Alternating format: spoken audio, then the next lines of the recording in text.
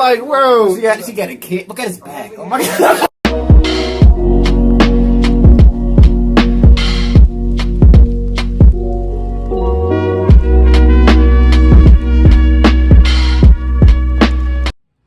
Welcome back, LBB. Today we're reacting to 36 stupid feminist questions answered. Yeah. I mean, this is a 31-minute long video. So we're not going to be able to react to the whole thing. Yeah. But we get a good little chunk of it. See what these questions that these feminists have to ask. I doubt these are even real feminists. Like, these are the actual people who have like actual goals for women in society. These are just people who express the traits of a victim because they like the attention that victims get.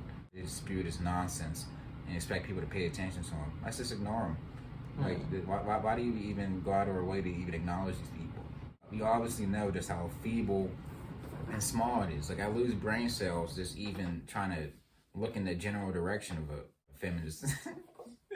No, that's ridiculous. But yeah, if y'all doing these reactions, make sure you like, mine, subscribe, and share. Support the 10K subscribers. Really appreciate the support. You know, let's get it. Yeah. Trigger warning.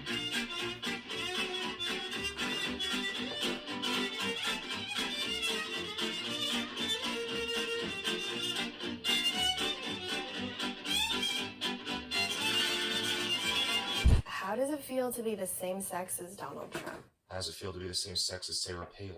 How does it feel to be the same sex as Michelle Bachmann? How does it feel to be the same sex as anybody you disagree with?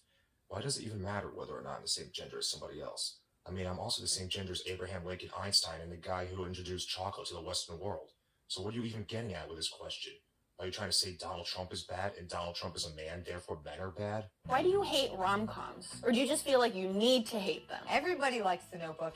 Everybody likes Beyonce. It's just a fact. Men hate romantic comedies for the same reason you hate video games with over-sexualized female characters. The men in these movies are always willing to sacrifice their careers, their dreams, and even their lives to win the lead female's affection.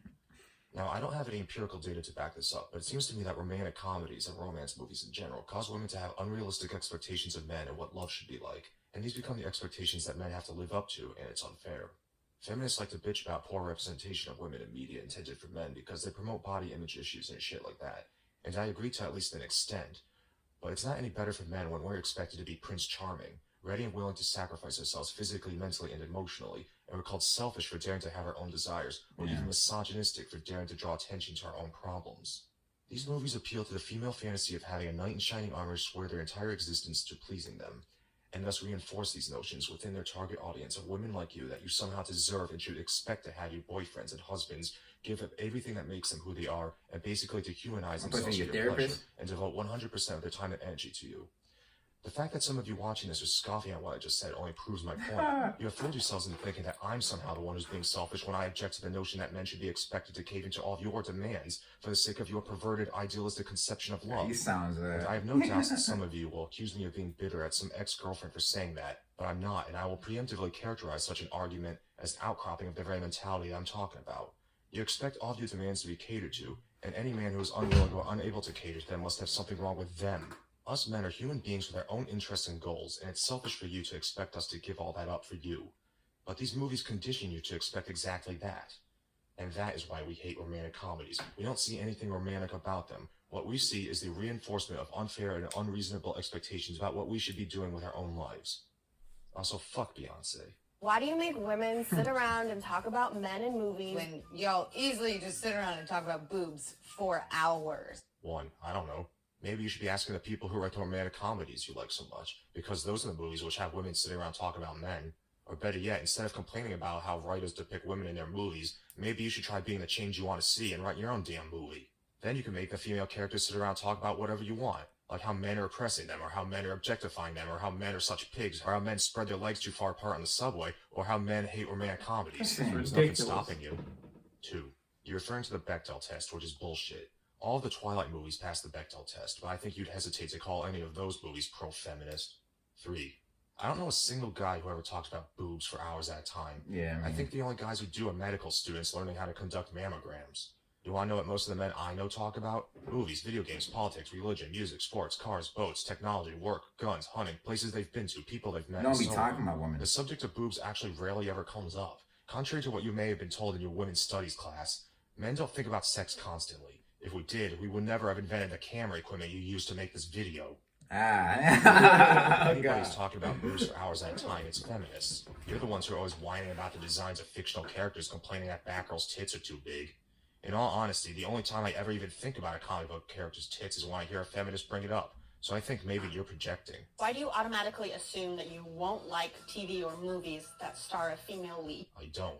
In fact, some of my favorite movies and TV shows have female leads. I don't know a single man who has ever scoffed at the notion of watching a movie or TV show just because it has a female protagonist. Yeah. However, I have seen feminists scoff at anything with a male lead. Why are you surprised when women are funny? I'm probably funnier than you. I'm not surprised when women are funny. There are plenty of funny women out there. Shoe on Head, Rupinia, Stewart, etc. But I will say that, in general, women are not as funny as men, and I think most women will agree with that statement. I also think there's a reason for this. See, if you understand what humor is and how it works, which I'm guessing you don't because you're feminists, then you know that the things that make people laugh often have their roots in very dark subject matter. To quote The Amazing Atheist, these people who are fucking offended by rape jokes don't even understand humor. They think of humor as like a happy thing because humor makes us laugh and laughter makes us happy. But a lot of the times they don't seem to notice that what we're actually laughing at is quite dark and morbid. Like if you actually look at it and examine the jokes and look at the exaggeration and try to figure out the mechanics of how the joke works, why does it work, you're gonna find that a lot of jokes have their genesis in pain and suffering. Because laughter is this great transcendent tool we have where we can take something that's bitter and difficult to comprehend or deal with and make it something funny. Like if I take a joke like, how many police officers does it take to change a light bulb? None. They just beat the room for being black. You know, that joke has its genesis in some very serious, very dark shit.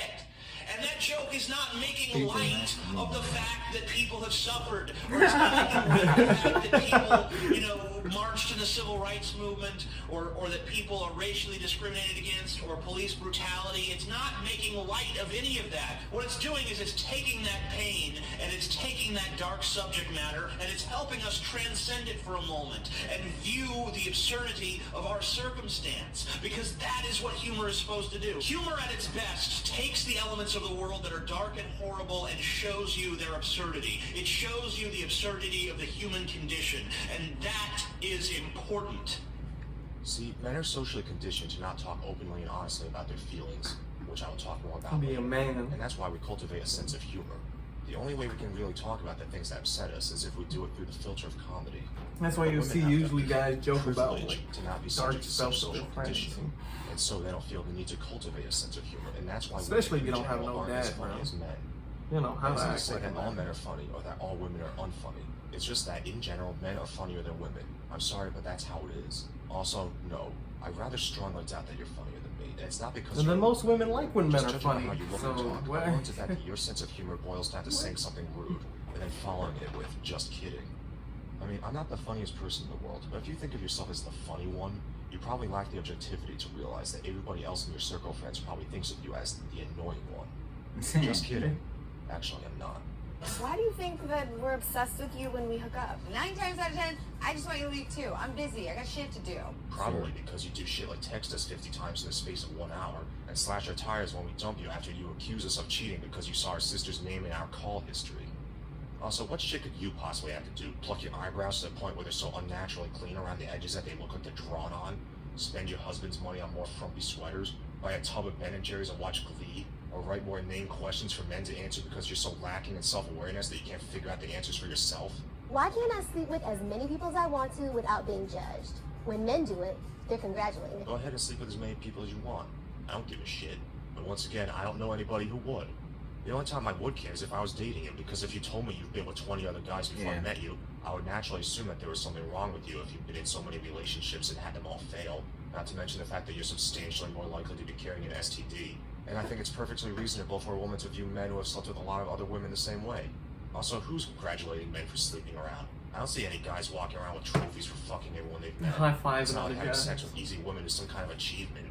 Furthermore, I would say that most media portrays men who do that as assholes who should be looked at with contempt. I mean, Glenn Quagmire isn't exactly portrayed as a model citizen. By the way, studies have found that the majority of people who slut-shame women are other women. Maybe you should be directing this question at them and not men.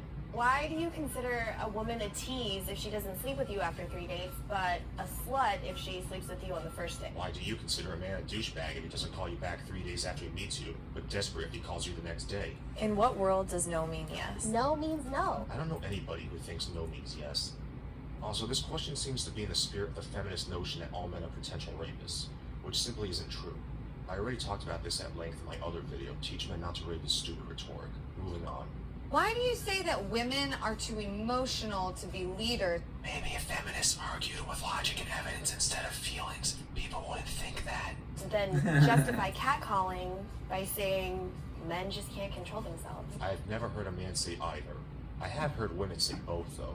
Why do you think that just because you're nice to me, Yeah, like I you owe can't you my catcall a body? girl, Why do but you girls think can that just touch because us, I'm nice touch to you, on I us want like your love. body? Sometimes It doesn't I've have been to be walking like down that. the street hysterically crying because my cat was missing, and a man came up and was like, "Hey, what's up? Why are you crying? Can I talk to you?" Like, But I want to continue this. So when the guy came up to you and asked you how you were doing, did you judge his intention, or do you feel like you? Or I was did, like, "What the hell is wrong with you?" I'm Wait. hysterically crying, holding flyers that say "missing cat." wait, what if he was checking how Okay. you were doing because you were crying? No, it was a cat call. It was like a, "Hey, pretty lady." Or it was a like, basic what's human going on? interaction. What Get in if he my was trying truck. to be sweet to get into you, like, "Hey, pretty lady, why are you crying?" What's wrong?" He's not entitled to my time, honestly.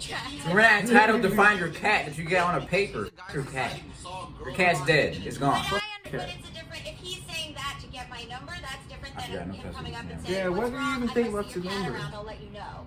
Yeah, that's ridiculous. Wait. We're not entitled to find your cat, man.